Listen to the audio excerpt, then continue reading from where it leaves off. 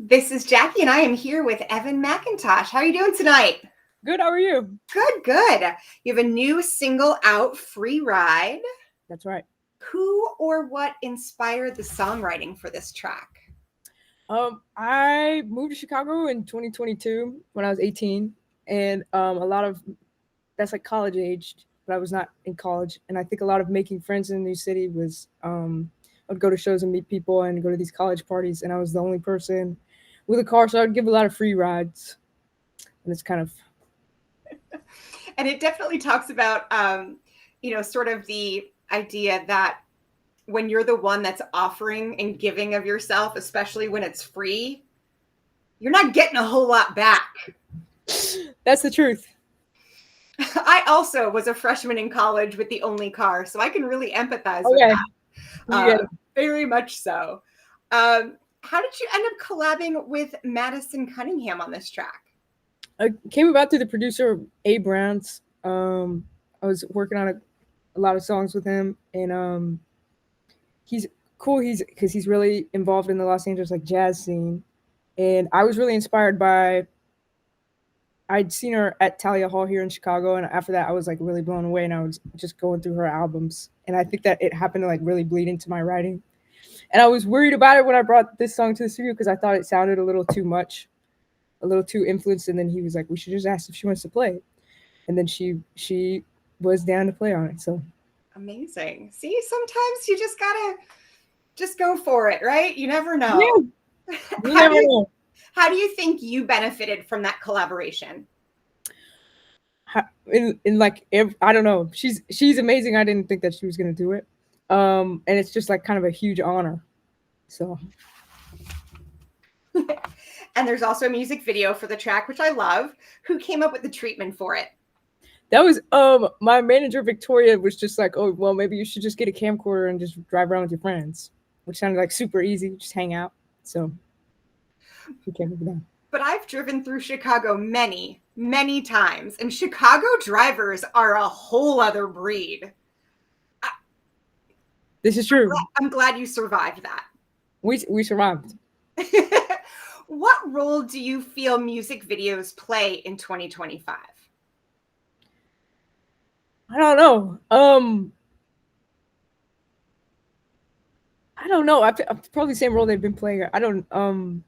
I guess because we do have a lot of like short form media is kind of the thing. But I'm still anytime an artist that I like or an artist that I'm watching comes out with a music video, I'm always super excited to see like how they would have put their song into a visual thing. So with new music out, how do you balance authenticity on social media with advertising and saying like, hey, I've got this new song, I think you should listen? That's the big question. I have no idea. I'm still trying to figure that out. Yeah, I guess just like if you're having fun with it, that'll come out. Well, that's good. I feel like your songwriting is quite poetic. It's just a guess, but are you a good reader? Do you read a lot? I try to read a lot. I do. Yeah. What are you reading right now, or most recently that you can think of? Right now, I'm reading Gravity's Rainbow by Thomas Pynchon. Or Pynchon. It's pretty heavy and a little bit dense. And I have like the Gravity's Rainbow companion that I don't know, but I've been reading that for like the last month or so, and I'm not super far into it yet. So, yeah.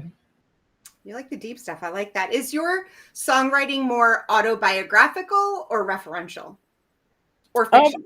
I think it's like a fictitious version of like autobiographical. Do you think then that your songwriting or your performing is more cathartic, getting more of that release? Songwriting, I think recently performing has become sort of that release because it's kind of like it's not like a solidified form of something, and it's different every time. But it is nice to be able to songwrite and then put a song into a format where you can tweak it and there's control and you can make it exactly what you want it to be. What are some of your favorite Chicago music venues? I go to the Empty Bottle a lot, and I'm right down the street from the Sleeping Village. So I frequent those. Yeah. Tell me about your songwriting process. Does it usually start with a lyric, a riff, the bridge? Where do you like just get started, or does it change per song? It changes all the time, and I think especially with this song, I was going through a phase where if I just heard like some like word or phrase that I liked a lot, or I would write it down and then see if that would become something else later. Um, so I guess like phrases, if I hear someone say something.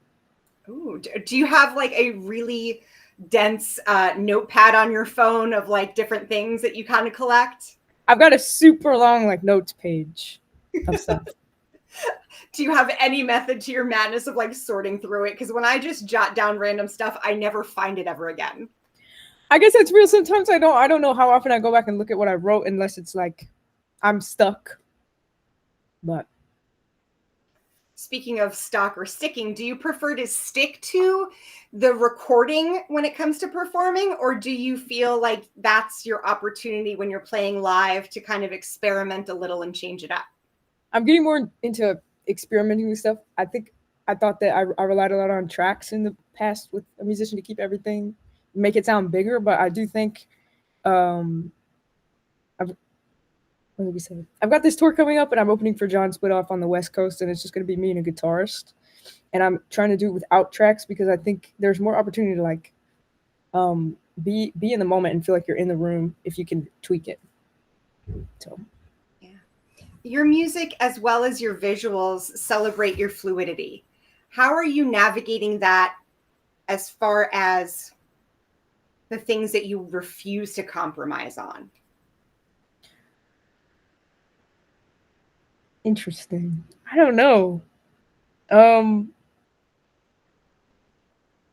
yeah, I think like I just think it's important to kind of like what you said earlier about authenticity versus feeling like you're advertising something. I think I'm keeping like the human aspect of myself like still a rich part of my life, and then also figuring out how to like have like a good boundary set between me and like business and the advertising and promoting your music, but also feeling like you're seeping through in some way. It's like a tough thing that I'm still figuring out a little bit, but I think like strong boundaries are super helpful in making sure that you feel safe and confident in what you're doing. That sounds like a good plan. With Yeah. new music out, so you've got a new single out. Does this mean you're currently working on an EP or LP? Something's coming like next year. Okay, Oh yeah. that's a fair tease. I like something is coming. Something. Um, well, that makes fans feel hopeful. But with all of the everything that's going on right now, where do you personally find hope?